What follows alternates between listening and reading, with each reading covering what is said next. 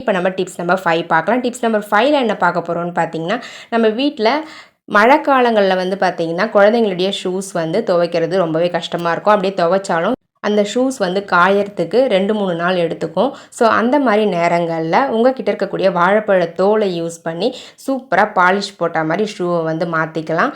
பாருங்கள், இந்த மாதிரி நீங்கள் வாழைப்பழ தோலை யூஸ் பண்ணி ஷூவுக்கு மேலே எல்லா இடங்கள்லையும் தேய்ச்சி விட்டுருங்க. தேய்ச்சி விட்டுட்டு இதை நம்ம இப்படியே விட்டுறக்கூடாதுங்க. தேய்ச்சி முடித்த பிறகு நல்லா வந்து ஒரு ஈர துணியை வச்சு ஃபுல்லாக க்ளீன் பண்ணி விட்டுறணும். பாருங்கள் ஃப்ரெண்ட்ஸ், நான் க்ளீன் பண்ணும்பொழுதே உங்களுக்கு தெரியும் எந்த அளவுக்கு ரிசல்ட் வந்து சூப்பராக இருக்குதுன்னு சொல்லிட்டு. உங்ககிட்ட ஷூ பாலிஷ் இல்லை அப்படின்னா கூட பாலிஷ் போடுறதுக்கு பதிலாக இந்த டிப்ஸை நீங்கள் ட்ரை பண்ணிக்கலாம். அப்படி இல்லை ஷூவை துவைக்கிறதுக்கு கஷ்டமாக இருக்குது மழை காலங்களில் அப்படின்னும் போதும் இந்த டிப்ஸை நீங்கள் ட்ரை பண்ணிக்கலாங்க.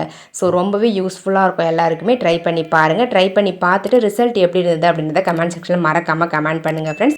பாருங்கள் ஃப்ரெண்ட்ஸ், நான் க்ளீன் பண்ணி முடிச்சிட்டேன். ரிசல்ட் வந்து எந்த அளவுக்கு சூப்பராக இருக்குன்னு பாருங்கள்.